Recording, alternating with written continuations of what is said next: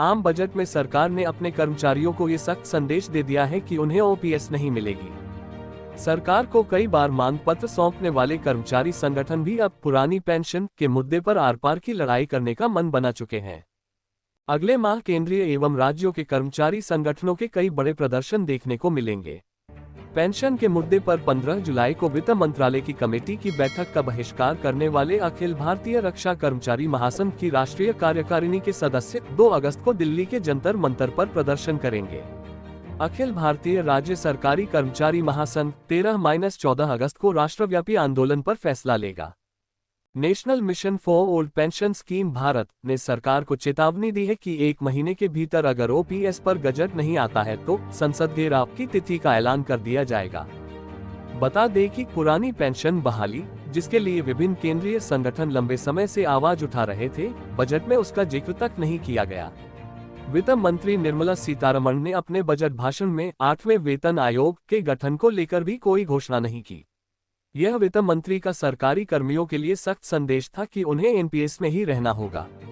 वित्त मंत्री ने अपने बजट भाषण के दौरान कहा, वे नेशनल पेंशन सिस्टम को लेकर सरकारी कर्मचारियों की चिंताओं से अवगत हैं। इस बाबत जल्द ही एक समाधान की घोषणा की जाएगी।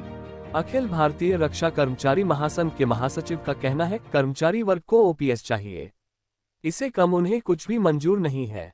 ओपीएस, 8वें वेतन आयोग का गठन व दूसरी मांगों को लेकर 2 अगस्त को एआईडीएफ की राष्ट्रीय कार्यकारिणी दिल्ली के जंतर मंतर पर धरना देगी।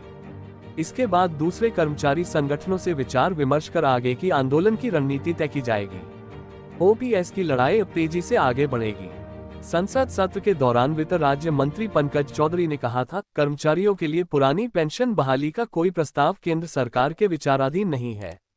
वित्त सचिव टीवी सोमनाथन भी कह चुके हैं कि पुरानी पेंशन व्यवस्था अब वित्तीय रूप से मुमकिन नहीं है। इसे लाना देश के उन नागरिकों के लिए नुकसानदेह होगा जो सरकारी नौकरी में नहीं है। National mission for old pension scheme Bharat के राष्ट्रीय अध्यक्ष डॉक्टर मनजीत सिंह पटेल ने वित्त सचिव के बयान पर कहा, आप कुछ भी कह लीजिए, ओपीएस तो आपको बहाल करनी ही पड़ेगी। आप ये काम चाहे एनपीएस को रद्द करके करें या एनपीएस को टेक्निकली ओपीएस बनाकर करें। जब तक ओपीएस मिल नहीं जाती, देश भर के 85 लाख कर्मचारी चुप बैठने वाले नहीं हैं। 1 महीने के भीतर अगर ओपीएस पर गजट नहीं आता है तो national mission for old pension scheme Bharat संसद घेराव की डेट का ऐलान करेगा। राज्य कर्मचारियों का प्रतिनिधित्व करने वाले सबसे बड़े संगठन अखिल भारतीय राज्य सरकारी कर्मचारी महासंघ के राष्ट्रीय अध्यक्ष ने कहा, बजट में कर्मचारियों की सभी मांगों की अनदेखी की गई है। इससे केंद्र एवं राज्य कर्मियों में भारी आक्रोश है। उन्होंने केंद्रीय बजट को कर्मचारी एवं मजदूर विरोधी और कॉर्पोरेट ट्रस्ट बताया है। इस बजट से निजीकरण को बढ़ावा मिलेगा।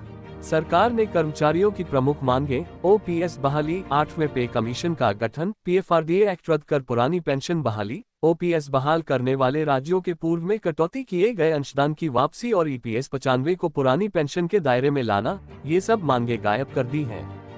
पुरानी पेंशन कर्मचारियों का हक है, वे इसे लागू करा कर ही रहेंगे।